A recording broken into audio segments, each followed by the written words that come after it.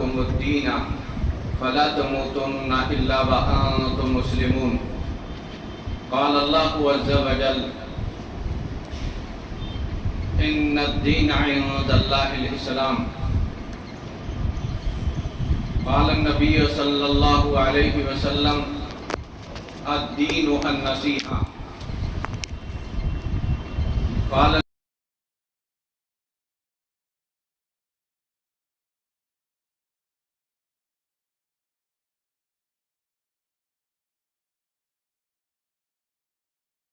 النبي ونحن على ذلك لمن الشاهدين والشاكرين.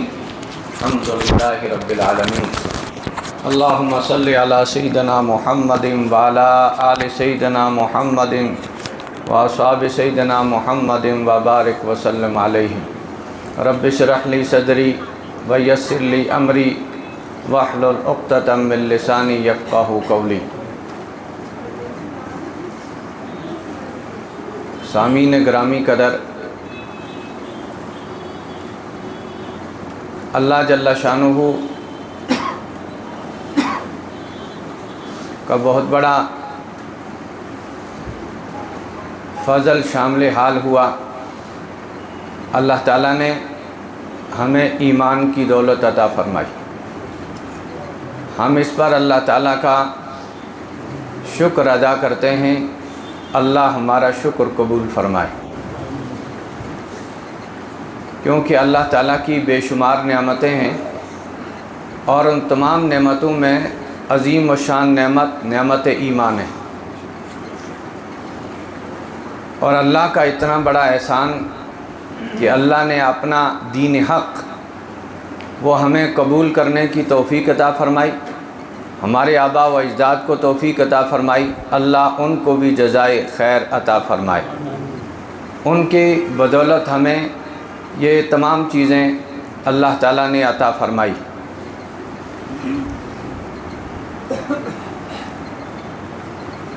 یہ دین اسلام، یہ دین حق ہے. اس کے علاوہ جتنے بھی ادیان ہیں وہ تمام ادیان منسوخ ہو گئے، تمام طریقے منسوخ ہو گئے. اب اللہ جل شانہ نے اس انسان کی کامیابی اور اس کی نجات کا مدار صرف اس دین میں رکھا ہے. اور اللہ جل شانہ کا مطالبہ ہے اپنے ایمان والے بندوں سے کہ ایمان اللہ نے عطا کیا ہے، اس ایمان کی حفاظت کریں، اپنے ایمان کو بچائیں. ایمان کو بعض اعمال سے نقصان ہوتا ہے، بعض اعمال سے ایمان میں اضافہ ہوتا ہے. انسان کی یقین کی کیفیت میں اضافہ ہوتا ہے، اور بعض اعمال سے ایمان کو نقصان ہوتا ہے. گناہ معصیت کے جتنے بھی چیزیں ہیں اس سے ایمان پر برے اثرات پڑتے ہیں، اور نیکی اور بلائی کی جتنے بھی امور ہیں ان کو انجام دینے سے انسان کے اندر یقین کی کیفیت میں اضافہ ہوتا ہے. تو اللہ جل شانہ کا یہ احسان کہ اللہ نے ہمیں ایمان جیسی نعمت عطا فرمائی، دین اسلام عطا فرمایا. اور اللہ جل شانہ فرماتے ہیں: یا ایھا الذین آمنوا اتقوا اللہ حق تقاتہ. ایمان والو، تم اللہ سے اس طرح ڈرو جس طرح اللہ سے ڈرنے کا حق ہے. ولا تموتن الا وانتم مسلمون. اور تمہیں موت نہ آئے مگر اس حال میں کہ تم مسلمان ہو. یعنی تمہیں اسی ایمان پر موت آنی چاہیے. اور جناب رسول اکرم صلی اللہ علیہ وسلم نے دعاؤں کے ذریعے جو دعائیں سکھلائی ہیں، امت کی رہنمائی دعاؤں کے ذریعے کی ہے. اس میں آپ نے یہ دعا تو ہم نے صرف جنازے کے ساتھ خاص کر دی ہے، حالانکہ یہ عام معمول کی دعائیں ہیں.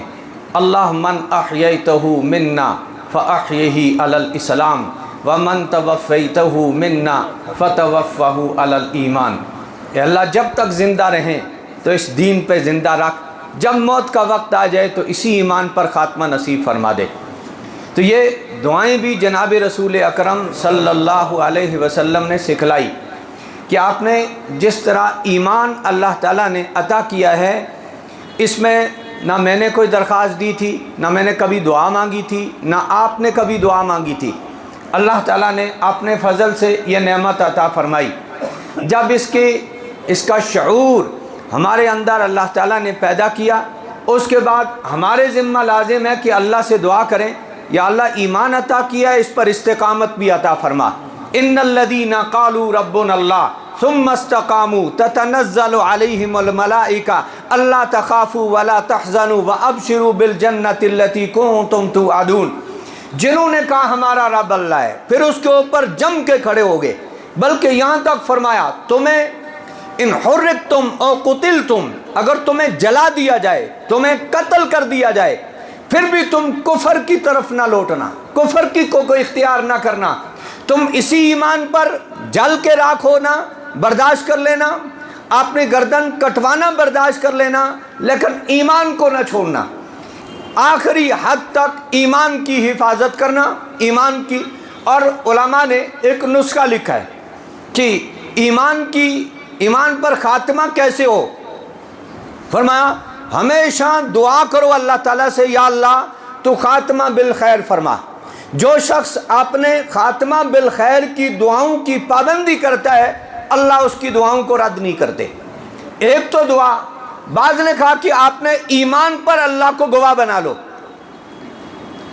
وہ 2 رکعت نماز ادا کر کے اور اس کے بعد با آواز بلند یہ کہو اپنے اللہ سے، یعنی جس طرح میں آپ سے بات کرتا ہوں آپ مجھ سے بات کرتے ہیں، کبھی کبھی تنہائی میں اس طرح اللہ کو مخاطب بنا کر کہو، اللہ تو میرا وہ رب ہے جو حاضر و ناظر ہے، ما من نجوى ثلاثة الا هو رابعهم ولا خمسة الا هو سادسهم ولا ادنى من ذلك ولا اکثر الا هو معهم۔ اور اذا سألك عبادی انی فانی قریب اجیب دعوت الداعی اذا دعانی فلیستجیبوا لی وليؤمنوا بی لعلهم یرشدون۔ نحن اقرب الیہ من حبل الورید، میں تمہاری شہرگ سے زیادہ قریب ہوں۔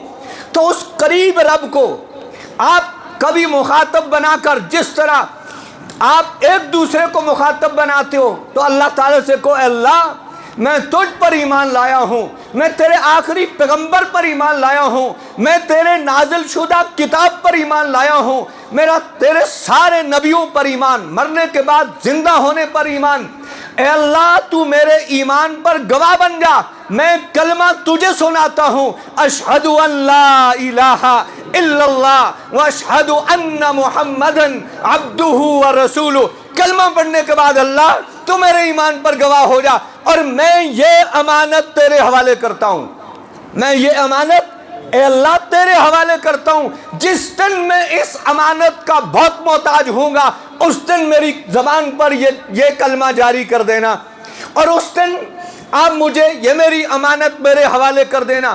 جب کوئی اس طرح صدق کے یقین کے ساتھ اللہ پر اعتماد کر کے اللہ کے حوالے کوئی چیز کرتا ہے، اللہ اس کے ایمان کی حفاظت ضرور کرتے ہیں۔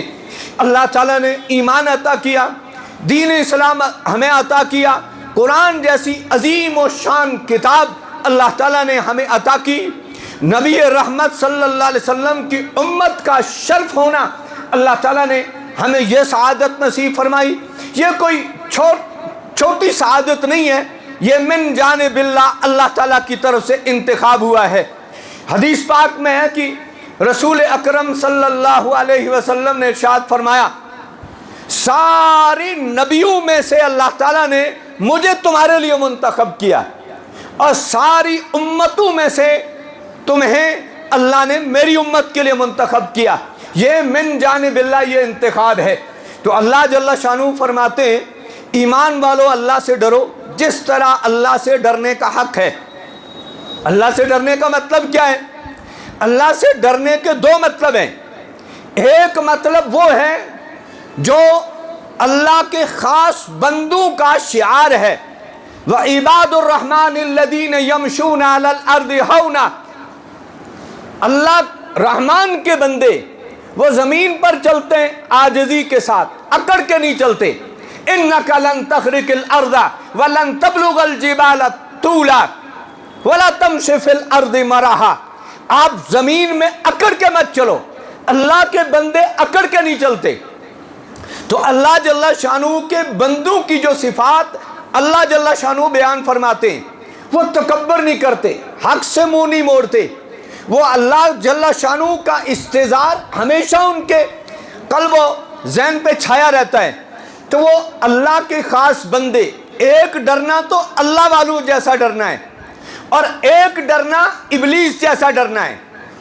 اللہ کے بندے جب اللہ سے ڈرتے ہیں تو اللہ کے احکام کو، اللہ کے حکموں کو بجا لاتے ہیں، یعنی نماز کا وقت ہے تو نماز ادا کرتے ہیں، اگر اللہ نے روزے کو حکم دیا تو روزہ رکھتے ہیں، ان پر زکوٰۃ واجب ہے تو زکوٰۃ کی ادائیگی کی فکر کرتے ہیں، مالدار ہیں، حج ان پر فرض ہے تو وہ اللہ کا خوف کر کے فریضہ حج کی ادائیگی کی فکر کرتے ہیں۔ گویا اللہ کے احکام کو، حکموں کو پورا کرنے میں ذرا بھی پیش و پش نہیں کرتے، وہ ہمیشہ اللہ کے حکموں کو پورا کرنے کی کوشش کرتے ہیں۔ تو جب انسان اللہ سے ڈرتا ہے تو اللہ کے احکام کو پورا کرے گا، اور جب اللہ سے نہیں ڈرتا ہے تو پھر اس کو نماز کی فکر نہیں، روزے کی فکر نہیں، اچھائی برائی کی کوئی فکر نہیں۔ لیکن اس کے باوجود بھی کچھ لوگ کہتے ہیں میں کسی سے نہیں ڈرتا، اللہ سے ڈرتا ہوں۔ آپ دیکھیں دو آدمیوں کا آپس میں جھگڑا ہوتا ہے اور وہ آستین چڑھا کے کہتا ہے میں تیرے باپ سے نہیں ڈرتا ہوں، میں صرف اللہ سے ڈرتا ہوں اور کسی سے نہیں ڈرتا۔ پاس میں اذان ہو جائے نماز کے لیے نہیں جائے گا لیکن اللہ سے ڈرتا ہے، اعلان چوک چوراہے میں کرتا ہے میں اللہ سے ڈرتا ہوں لیکن نماز نہیں پڑھتا، اللہ سے ڈرتا ہے، اللہ کے احکام کو پورا نہیں کرتا لیکن نعرہ دیتا ہے میں اللہ سے ڈرتا ہوں۔ یہ ڈرنا اللہ کے ہاں اس کا کوئی اعتبار نہیں، اس کو اللہ سے ڈرنا نہیں کہتے۔ یا ایھا الذین آمنوا اتقوا اللہ حق تقاتہ، اللہ سے اس طرح ڈرو جس طرح اللہ سے ڈرنے کا حق ہے، یعنی تنہائی میں بیٹھے ہیں، کوئی نہیں دیکھ رہا ہے، اس وقت گناہ کرنے کا موقع ہے لیکن اس کے دل میں آیا کہ میں گناہ کروں، لیکن فوراً آ گیا کہ میرا اللہ مجھے دیکھ رہا ہے اور گناہ سے بچ گیا۔ یہ حقیقت میں اللہ سے ڈرنا۔ جس طرح کی روایات میں آتا ہے فاروق اعظم رضی اللہ تعالیٰ عنہ رات کو گشت کرتے تھے، گشت کرتے کرتے ایک جگہ میں پہنچے اور ایک خیمے کے سامنے کھڑے ہیں اور اندر ایک عورت وہ اپنی بچی سے کہتی ہے پیسے کم ہیں، دودھ میں پانی ملا دو، عید آ رہی ہے، دودھ میں پانی ملا کر بیچو۔ تو بچی آدھی رات کو، معصوم بچی ہے، اور وہ اپنی ماں کو کہتی ہے کہ امی جان آپ کو معلوم نہیں امیر المومنین فاروق اعظم نے دودھ میں پانی ملانے سے منع کیا ہے، روکا ہے۔ انہوں نے کہا آدھی رات کو کائے کا امیر المومنین؟ تو وہ بچی جواب میں کہتی ہے امیر المومنین تو نہیں دیکھ رہا امی جان، میرا آپ کا امیر المومنین کا رب تو دیکھ رہا ہے۔ یہ اللہ سے ڈرنا، یا ایھا الذین آمنوا اتقوا اللہ حق تقاتہ، ایسے ڈرو جس طرح اللہ سے ڈرنے کا حق ہے۔ اور اللہ سے ڈرنے کا حق، جب اللہ کا استحضار ہمیشہ ہوگا کہ اللہ اچھے برے اعمال کو دیکھ رہا ہے اور یہ سارے اعمال اللہ کیا ریکارڈ ہو رہے ہیں، یہ زمین یہ اللہ کا کیمرہ ہے، یہ انسان کا جسم یہ اللہ کا کیمرہ ہے۔ الیوم نختم علی افواہہم وتکلمنا ایدیہم وتشہد ارجلہم بما کانوا یکسبون۔ اس دن اللہ تعالیٰ زبان پر مور لگا دے، منہ پر مور لگے گی، زبان نہیں بول سکے گی، یہ ہاتھ اور پیر بولیں گے۔ اگر یہ چیز ہمارے اندر اس چیز کا احساس ہو کہ زبان بند ہو جائے گی، ہاتھ بولیں گے، وہ لوگ جو رمضان المبارک میں پردے ڈال کر اندر ہوٹل میں بیٹھ کے کھانا کھاتے ہیں، کیا الیوم نختم علی افواہہم وتکلمنا ایدیہم، تو کیا ہاتھ اس دن یہ نہیں کہے گا اے پروردگار رمضان المبارک میں اس نے میرے ذریعے لقمہ اٹھا کر اپنے منہ میں ڈالا تھا؟ یہ اگر اس وقت اللہ کا استحضار ہوگا، یہ ایک دم نافرمانی چھوڑ کر اور یہ فوراً نکل جائے گا کہ میں اللہ مجھے دیکھ رہا ہے، میں اللہ سے نہیں چھپ سکتا ہوں، اور ہر جگہ اللہ مجھے دیکھ رہا ہے، میں کہیں بھی اللہ سے نہیں چھپ سکتا، میں اپنے جسم سے چھپ نہیں سکتا، اللہ سے تو کہاں چھپ سکتا ہوں۔ بہرحال اللہ جل شانہ سے کما حقہ ڈرنا، جب یہ استحضار اللہ کے خوف کا، اللہ کی عظمت دل میں آ جاتی ہے تو پھر بڑے بڑے گناہ سے انسان بچ جاتا ہے۔ علامہ ابن جوزی رحمۃ اللہ علیہ بہت بڑے عالم گزرے ہیں، آپ ان کا اندازہ اس بات سے کر لیجئے کہ اللہ تعالیٰ نے ان کو کیسا علم عطا کیا تھا۔ انہوں نے جو کتابیں لکھی اور مختلف فنون پر کتابیں لکھی، اس میں قلم جو استعمال ہوتا تھا لکھنے کے لیے، اس قلم کا کت ٹوٹ جاتا تھا، پھر وہ چاقو سے دوبارہ وہ تراشتے تھے، اور وہ چھلکے جو قلم کے نیچے گرتے تھے، جس طرح میں اور آپ پینسل کو چھیلتے ہیں، اس کے چھلکے نیچے گرے، اس کو ہم ڈسٹ بین میں ڈالتے ہیں اور پھر کوڑے کرکٹ میں پھینک دیتے ہیں۔ لیکن علامہ ابن جوزی نے وہ میل لگے ہوئے چھلکے جب تراشتے تھے، ان کو جمع کر کر کے ایک کوٹری میں رکھا۔ پوری زندگی جو انہوں نے کتابیں لکھی تھی، اس میں جو میل استعمال ہوئی تھی، جو قلم استعمال ہوئے تھے، ان کو تراش تراش کے ان کے وہ تراشے جمع کر کے رکھے تھے۔ جب ان کے دنیا سے جانے کا وقت آیا تو انہوں نے وصیت کی تھی، میرے غسل کا پانی گرم کرنے کے لیے آپ کو لکڑیاں خریدنے کی ضرورت نہیں، وہ جو قلم کے تراشے میں نے جمع کیے ہیں انہی کو جلایا جائے اور ان کے ذریعے میرے غسل کا پانی گرم کیا جائے۔ علماء لکھتے ہیں جب ان کے غسل کا پانی گرم کیا گیا، اس کے بعد بھی وہ چھلکے اتنے بچ گئے تھے، اگر ایک میت اور ہوتی تو اس کا بھی انتظام ہو سکتا تھا۔ آپ اندازہ لگائیں علامہ ابن جوزی کتنے بڑے عالم تھے، انہوں نے کتنی کتابیں، ان کے حالات میں انہوں نے صرف قرآن کی تفسیر لکھی تھی جو 80 جلدوں پر مشتمل تھی، لیکن آج وہ دنیا میں نایاب ہے، وہ ملتی نہیں ہے۔ بہرحال انہوں نے اپنی حد تک کوشش کی تھی۔ اتنا علامہ ابن جوزی رحمۃ اللہ علیہ لکھتے ہیں، بغداد میں ایک تاجر تھا کپڑے کا، اس نے اپنے چچا زاد بہن کے ساتھ نکاح کیا اور ایک معاہدہ کیا اپنے بیوی کے ساتھ، میں آپ کو دھوکہ نہیں دوں گا۔ اور کچھ عرصہ گزرنے کے بعد اس کے بچے بھی ہو گئے، گھر آباد ہے، اور بغداد میں ان کی دکان ہے جہاں وہ کپڑے کی تجارت کرتے ہیں۔ تو ایک دن یہ اپنے دکان پہ بیٹھے ہوئے ہیں تو ایک نوجوان لڑکی آئی اور وہ پہلے ایک دکان پہ چڑھ گئی، وہاں سے اتری دوسرے پہ، وہاں سے تیسرے پہ، پھر آ گئی ان کی دکان کے اندر، اور اس نے نقاب باندھا ہے اور وہ دائیں بائیں الماریوں کو تکنے لگی۔ ایسا لگ رہا تھا کہ یہ کوئی کپڑے کی تلاش میں ہے، یہ کپڑا پسند کر رہی ہے۔ کہ تھوڑی دیر دیکھنے کے بعد اس نے ایک دم نقاب چہرے سے اتار دیا اور اس دکاندار کو کہنے لگی، میں کپڑا خریدنے کے لیے نہیں آئی، میں ایک یتیم بچی ہوں اور میرا خاندان میں کوئی شخص نہیں بچا ہے، میں اکیلی ہوں اور میں نکاح کی تلاش میں ہوں، میں چاہتی ہوں، میں پسند کرنا چاہتی تھی، جو مجھے پسند آ جائے میں اس سے نکاح کروں، تو مجھے آپ پسند آ گئے اس لیے میں نے نقاب اتار دیا ہے، آپ میرے پیغام کو قبول کیجئے، میرے ساتھ نکاح کیجئے۔ انہوں نے کہا میں نے اپنی چچا زاد بہن کے ساتھ نکاح کیا ہے اور میں نے ان کے ساتھ وعدہ کیا ہے کہ میں آپ کے ساتھ بے وفائی نہیں کروں گا، آپ کو دھوکہ نہیں دوں گا۔ تو انہوں نے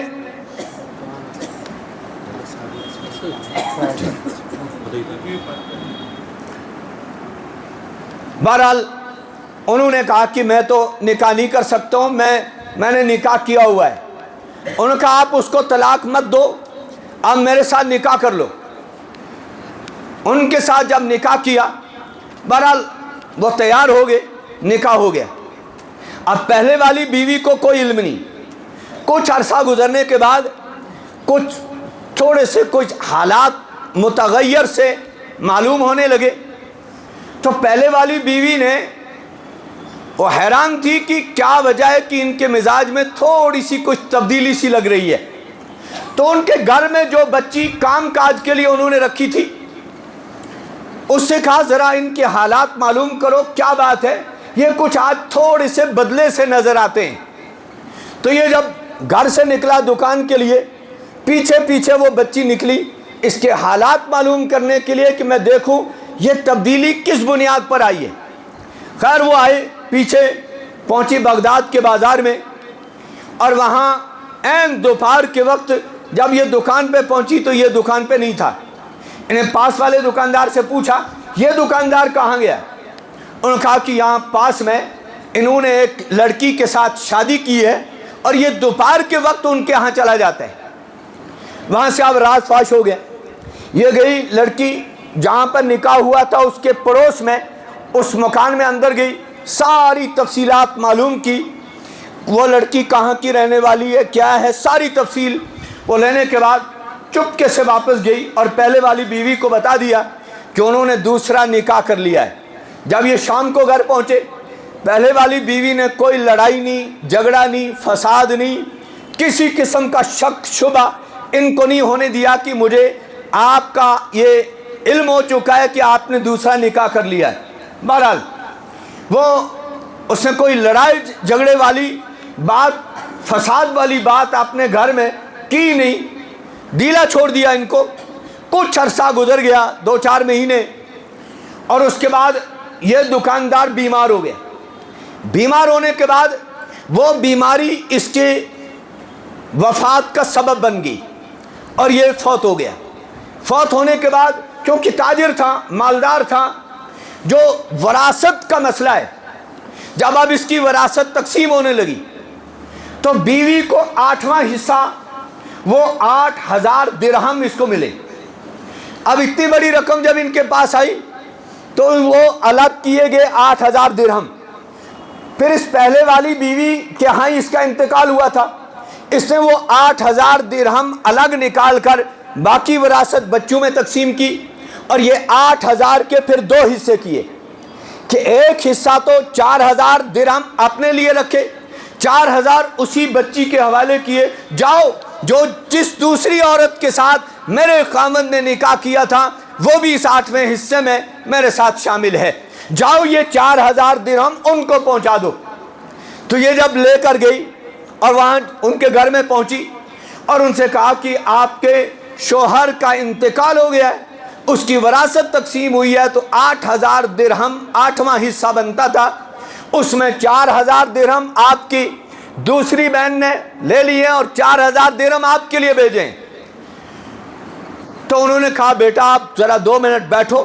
وہ گئی, اس نے ٹرنک کھولا اور اس میں سے ایک پرچہ نکال کے لائی اور وہ پڑھ کے سنایا. انہوں نے کہا بیٹا سنو, میرے خامد نے اتنا عرصہ پہلے مجھے طلاق دے دی تھی اور میری عدت بھی گزر چکی ہے, اس لیے میں اس کی وارث نہیں بن سکتی. آپ یہ 4,000 درہم اسی طرح لپیٹ کر واپس لے جاؤ اور میری اس بہن کو دے دو, اور ان کو کہو جزاک اللہ, شکریہ, آپ نے مجھے اس موقع پر یاد رکھا. کرے گا کوئی آج 100% جھگڑے جو ہیں وہ وراثت پر ہیں. بھائی بہن کو وراثت دینے کو تیار نہیں, بہن اگر قابض ہوگی ہے تو بھائی کو دینے کے لیے تیار نہیں, اور بسا اوقات تو کوئی ایک ہی بیٹا سب پر حاوی ہو جاتا ہے اور وہ سب کی ہڑپ کر لیتا ہے.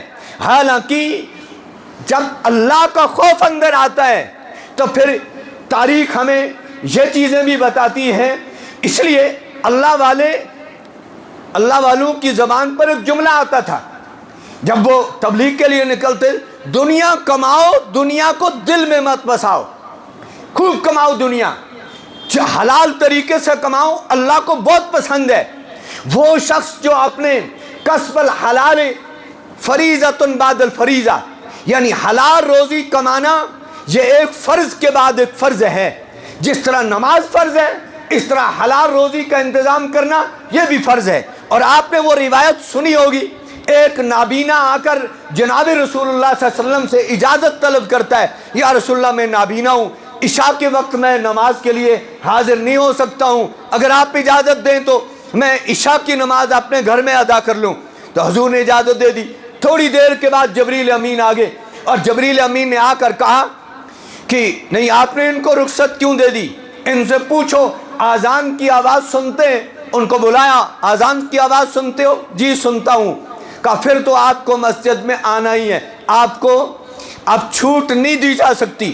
ایک اور صحابی آتے ہیں, وہ آ کر رخصت کی درخواست کرتے ہیں, یا رسول اللہ صلی اللہ علیہ وسلم میں اپنے اہل و عیال کی روزی روٹی کا میرا ایک ہی ذریعہ ہے, وہ ہے شکار. میں جنگل میں جاتا ہوں اور شکار کے ذریعے اپنے اہل و عیال کی روزی روٹی کا انتظام کرتا ہوں. کبھی میں اتنا دور نکل جاتا ہوں کہ میں نماز کے وقت مسجد میں نہیں پہنچ سکتا, تو کیا مجھے رخصت دی جا سکتی ہے؟ جناب رسول اللہ صلی اللہ علیہ وسلم نے فرمایا کسب الحلال فریضۃ بعد الفریضہ، آپ کو جہاں نماز کا وقت آ جائے حلال روزی کی تلاش میں آپ نماز وہیں ادا کرو، لیکن حلال روزی کی فکر کرو۔ اذا قضیت الصلاۃ فانتشروا فی الارض وابتغوا من فضل اللہ، جب تم جمعہ کی نماز ادا کر چکو پھر اللہ اس کے بعد جب نکلو تو اللہ کا فضل تلاش کرو، یعنی اپنے روزی روٹی کی فکر میں لگ جاؤ۔ تو یہ کمانا کوئی عیب نہیں، بلکہ ہر ایک کو اپنے پیروں پر اپنے قدموں پر پیغمبر کھڑا ہونا پسند کرتا تھا، اور فرماتے تھے ید العلیٰ خیر من ید السفلیٰ، دینے والا ہاتھ لینے والے سے بہتر ہے، یعنی دینے والے بن جاؤ، دینے والے بن جاؤ، لینے والے مت بنو۔ ایک صحابی ان سے پوچھا، مفلوق الحال، غریب پسماندہ، گھر میں ہے کچھ کا کچھ بھی نہیں، ایک ٹاٹ ہے وہ نیچے بھی بچھاتا ہوں اوپر بھی اوڑھتا ہوں، ایک پیالہ ہے اسی میں وضو بھی کرتا ہوں، اسی میں پانی اور اپنی دیگر ضروریات بھی پوری کرتا ہوں۔ تو حضور نے وہ ٹاٹ بھی منگوایا، وہ پیالہ بھی منگوایا، اور اس کے بعد نیلام کیا، ان کو بولی لگائی، کون ہے جو اس کو خریدے گا، کتنے میں خریدے گا؟ ایک کھڑا ہو گیا، جی میں 1 درہم میں۔ فرمایا اس سے بڑھ کر کوئی قیمت دے گا؟ دوسرا کھڑا ہو گیا، ان کا میں 2 درہم دوں گا۔ تو حضور علیہ السلام نے ان کے حوالے وہ چیزیں کر دی، 2 درہم ان کو دیے، فرمایا جاؤ 1 درہم سے کھانے پینے کا انتظام وہ کرو، اور 1 درہم سے جاؤ ایک کلہاڑی خرید کے لے آؤ۔ وہ کلہاڑی خرید کے لائے، اور اس میں دستہ جناب رسول اللہ صلی اللہ علیہ وسلم نے خود اپنے دستے مبارک سے لگایا، اور اس کے بعد فرمایا جاؤ جنگل میں لکڑیاں کاٹو، بازار میں بیچو، اس کے ذریعے اپنے حلال روزی روٹی کا انتظام کرو۔ چند دنوں کے بعد وہ کچھ درہم لے کر ہدیتاً حضور کی خدمت میں وہ حاضر ہوئے کہ اللہ تعالیٰ نے گھر میں بڑی برکت عطا کی ہے۔ تو جناب رسول اللہ صلی اللہ علیہ وسلم یہ نہیں دیکھنا چاہتے تھے آپ بھکاری بن جاؤ، یہ چیز پسند نہیں کرتے تھے، فرماتے تھے اپنے پیروں پہ کھڑے ہو جاؤ، کاروبار کرو، محنت مشقت کرو، مزدوری کرو، بلکہ اللہ کے نبی صلی اللہ علیہ وسلم کے اندر کسی کی حوصلہ افزائی، آج ہم تو 2 بول بول کر بھی کسی کی حوصلہ افزائی نہیں کرتے، بلکہ اس کو طعن و تشنیع کر کے اس کی حوصلہ شکنی کرنے کا مزاج تو ہمارے اندر ضرور ہے، لیکن کسی کو حوصلہ بڑھا کر اس کے قدموں پر کھڑا کرنا، یہ آج امت میں بہت کم لوگوں کے اندر یہ اخلاق نبوی بچ کے رہ گئے ہیں، ورنہ اکثر جو ہیں وہ طعن و تشنیع وہ کر کے وہ حوصلہ شکنی کرنے کا کام کرتے ہیں۔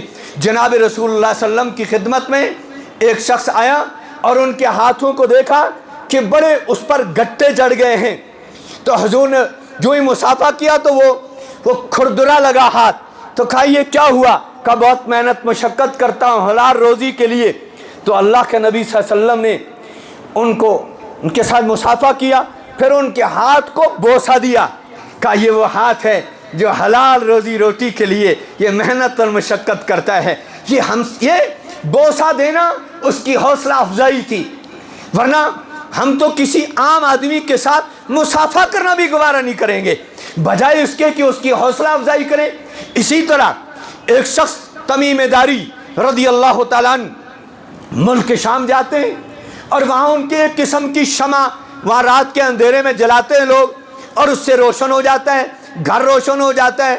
تو ان کو وہ شمع اچھی لگ گئی، وہ وہاں سے لے کر آئے، انہوں نے چند شمع خریدی اور لائے، گھر کے لیے نہیں، دل میں یہ نیت کی مسجد نبوی میں اندھیرے میں نماز ادا ہوتی ہے تو یہ شمع میں لے کر مسجد نبوی میں جلاؤں گا اور مسجد نبوی روشن ہو جائے گی۔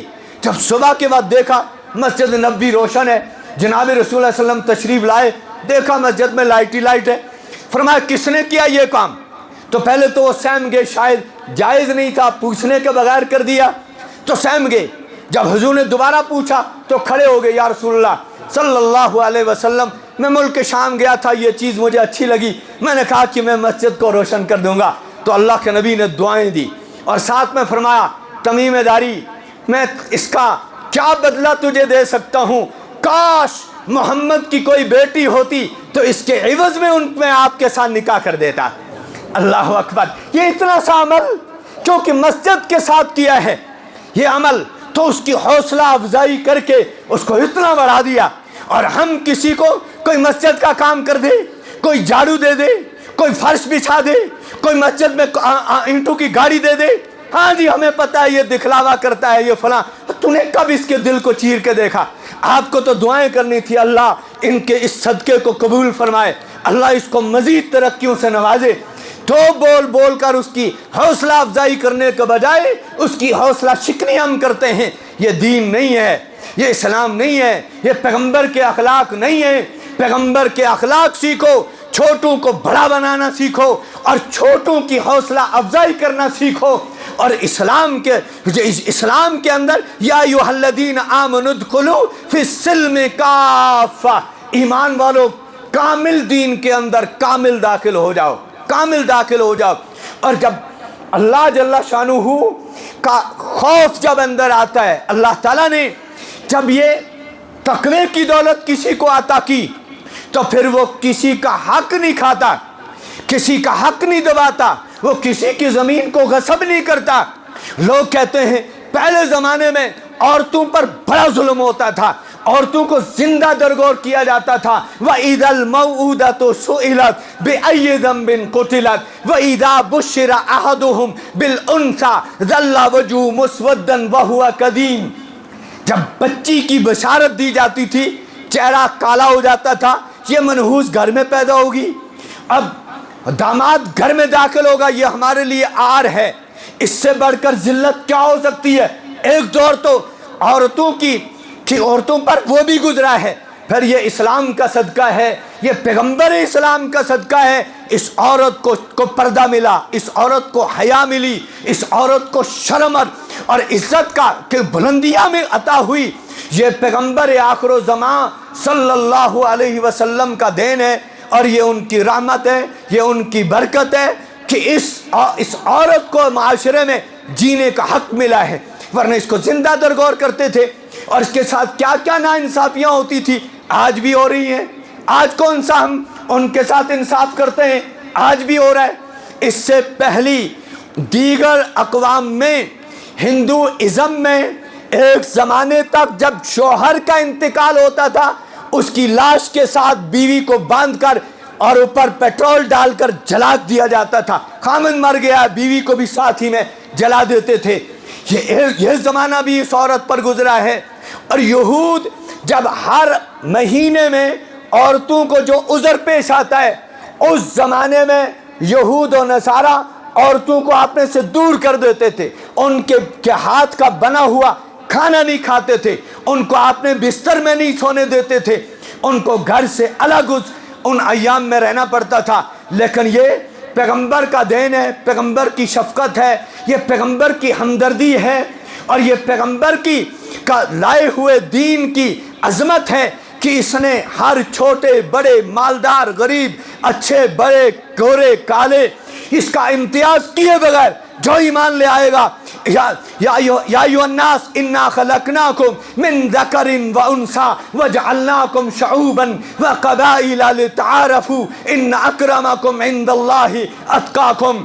تم میں متقی پرہیزگار اللہ کے ہاں مقام مرتبے والا ہے کہ اللہ تعالیٰ تمہارے ان اللہ لا ينظر الى صورکم ولا الى اموالکم ولکن ينظر الى قلوبکم واعمالکم. تمہاری شکل و صورت کو اللہ نہیں دیکھتے, مال و دولت کو اللہ تعالیٰ نہیں دیکھتے, اللہ تمہارے دلوں کا تقوی دیکھتے ہیں. اور ایک حدیث کے اندر فرمایا التقوی ہا ہونا, التقوی ہا ہونا, تقوی یہاں ہے, تقوی یہاں ہے, تقوی یہاں ہے.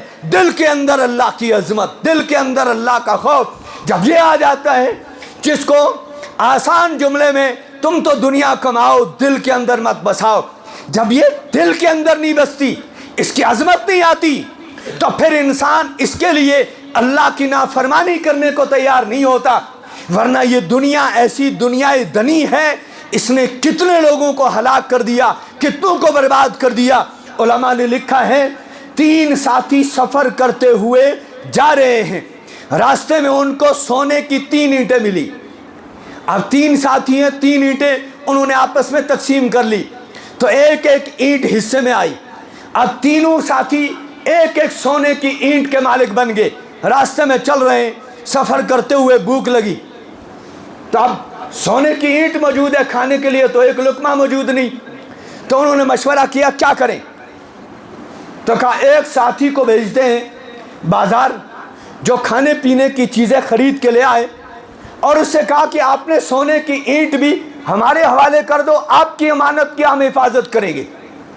لے لی اس سے بھی اینٹ، اور خود وہ چلا گیا کھانے پینے کی چیزیں لینے کے لیے۔ اس کی نیت وہاں بگڑ گئی، ان کی نیت میں فتور یہاں آ گیا۔ انہوں نے کہا جو ہی وہ کھانے کی چیز واپس لائیں گے پہنچائیں گے تو ہم اس پر ایک ہی حملہ کر کے اس کو قتل کر دیں گے، اس کی اینٹ کے مالک بھی ہم بن جائیں گے۔ اس کی نیت میں فتور وہاں آیا۔ اس نے کہا میں خود تو کھانا یہاں کھا لیتا ہوں، اس کھانے میں زہر ملا کے لے جاتا ہوں، یہ ان کو کھلا دوں گا وہ مر جائیں گے، ان دونوں کی اینٹوں کا مالک میں بن جاؤں گا۔ اب واپس وہ کھانا کھا کے اس جو کھانا ساتھ لایا اس میں زہر ملا کے لے آیا۔ ان کی نیت یہاں خراب، ان کی نیت وہاں خراب۔ جب واپس پہنچا کھانا ان کو پہنچایا، انہوں نے ایک ہی وار کی اس کو قتل کر دیا۔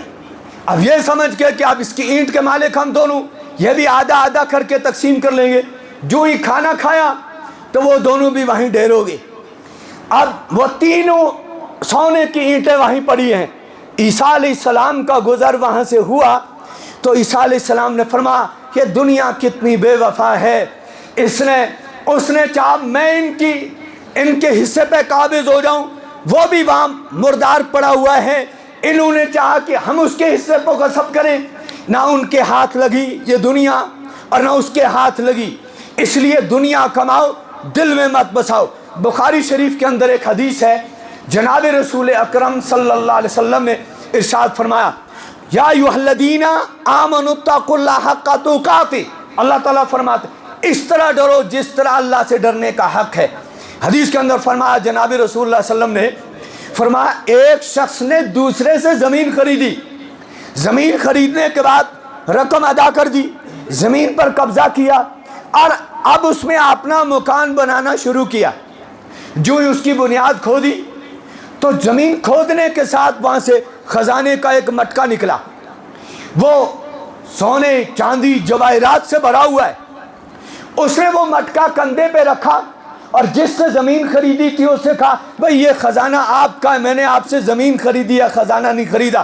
اس نے اٹھا کے وہ مٹکا پھینکا اس کے منہ پر، کہا میں نے زمین جو بیچی ہے تحت الثری تک جتنی چیزیں اس کے اندر ہیں وہ ساری بیچ دی ہیں، یہ اس کے مالک آپ ہیں، یہ تو میں نہیں لوں گا۔ اب یہ اس کی طرف پھینکتا ہے، وہ اس کی طرف پھینکتا ہے، یہ کہتا ہے وہ تیری ہے، وہ کہتا ہے یہ تیری ہے۔ اس پر ان کا میں تو ہو گیا۔ اور ہمارے ہاں جھگڑا تو اس پہ ہوتا ہے یہ میری ہے، وہ کہتا ہے یہ میری ہے۔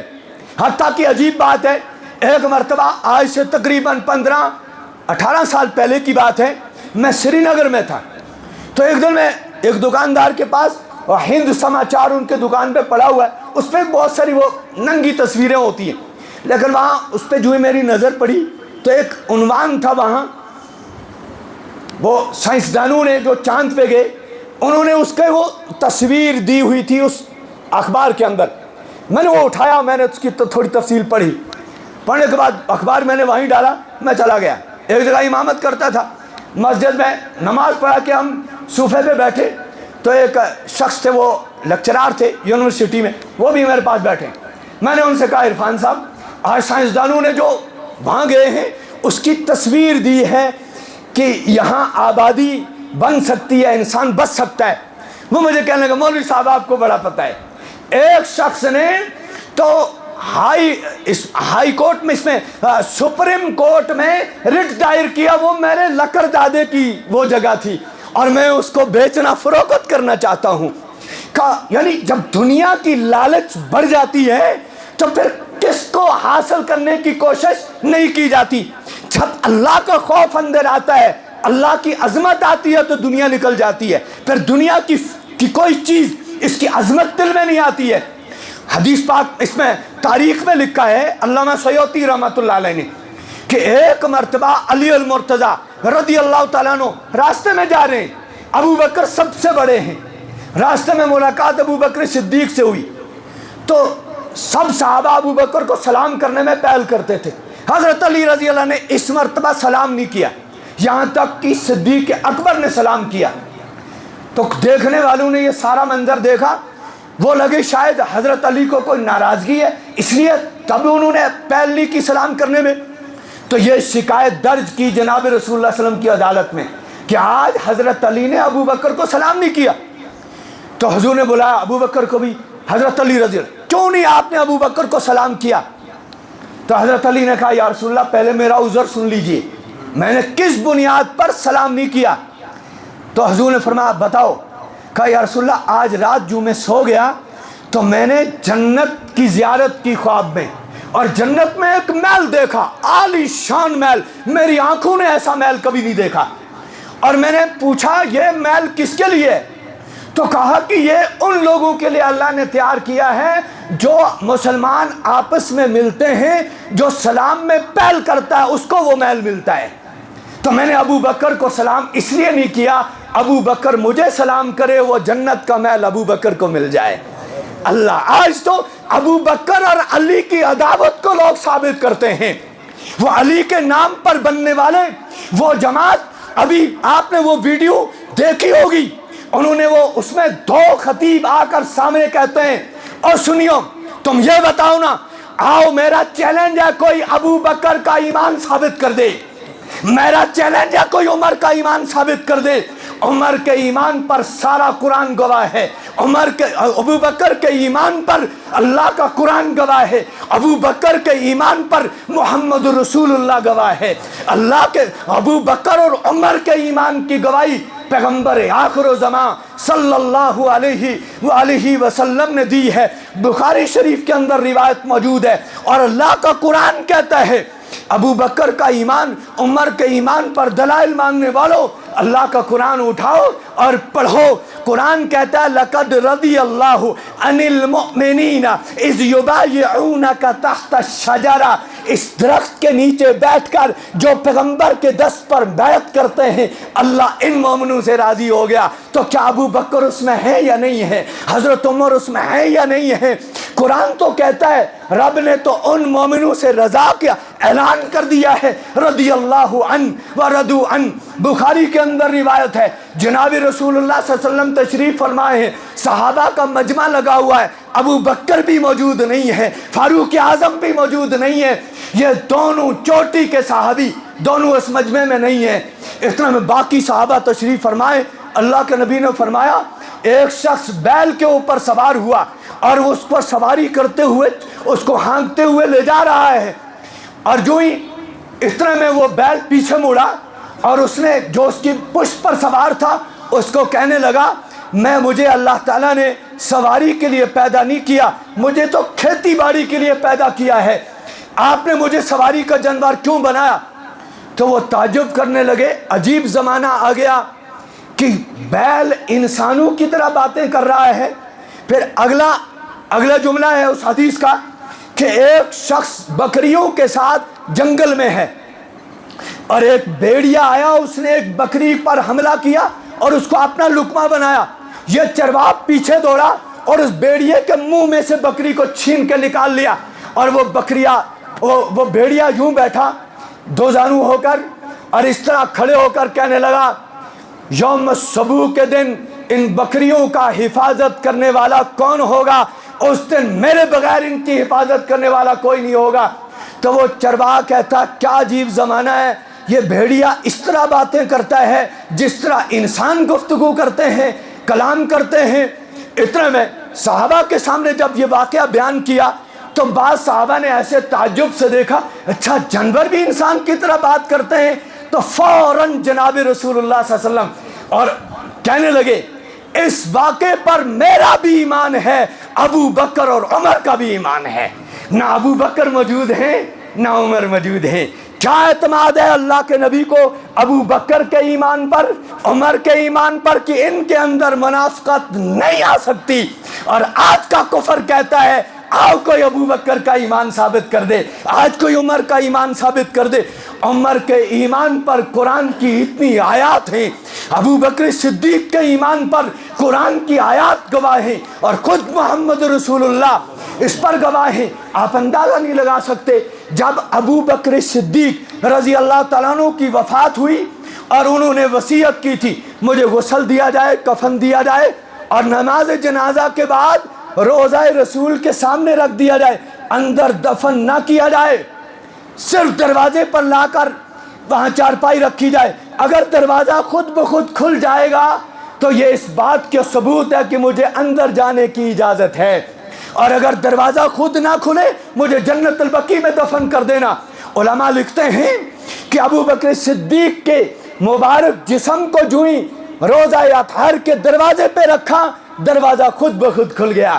گویا ابو بکر کو اندر آنے کی، ابو بکر تو آج بھی جنت میں ہے، تم اس کے ایمان پر گفتگو کر کے اپنے پر جہنم کو واجب کر رہے ہو۔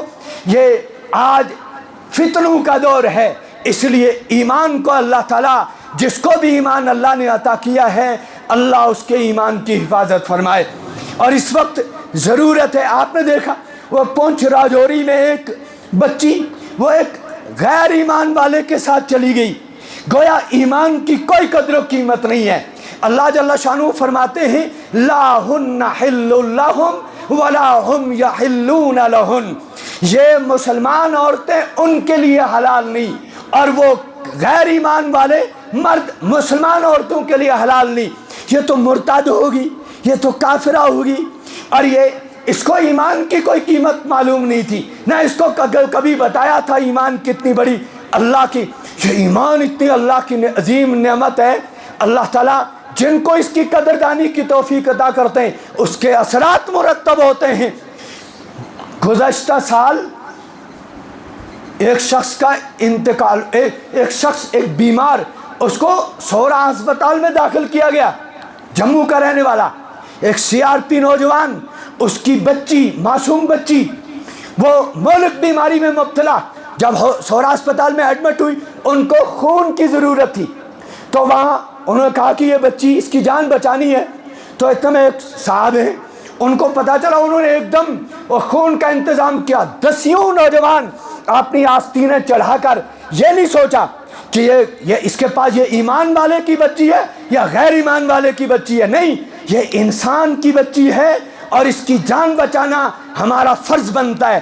نوجوانوں نے اپنے خون کے عطیے دینے ایک دم شروع کر دیے، اور اس کو خون بر وقت پہنچا، بہرحال اس کی زندگی نہیں تھی، وہ فوت ہوگی۔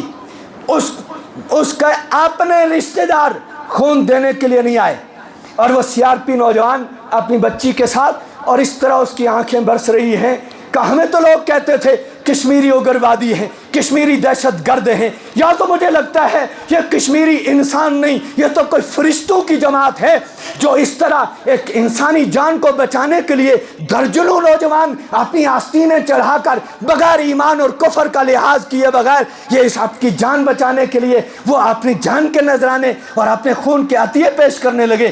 کہا اس کے بعد اس کی وفات ہوگی۔ جب وہ اس کو لے کر جموں پہنچے، سارا ان کا قبیلہ، ان کے ہمسائے وہ جمع ہو گئے، کوئی لکڑی لے کے آیا، کوئی پیٹرول لے کے آیا، اب جلانا آخری رسوم ادا کرنی ہے۔ کہ CRP نوجوان کھڑا ہو گیا، کہنے لگا لوگوں، جب اس کی جان بچانے کا وقت تھا میرا کوئی رشتہ دار سامنے نہیں آیا، میں سلام کرتا ہوں ان کشمیری نوجوانوں کو، ان کی غیرت کو، ان کی ہمدردی کو، کہ وہ انسان نہیں تھے، وہ فرشتے لوگ ہیں جنہوں نے میری بچی کی جان بچانے میں حتی الامکان کوشش کی، لیکن اللہ کی مرضی نہیں تھی، وہ فوت ہوگی۔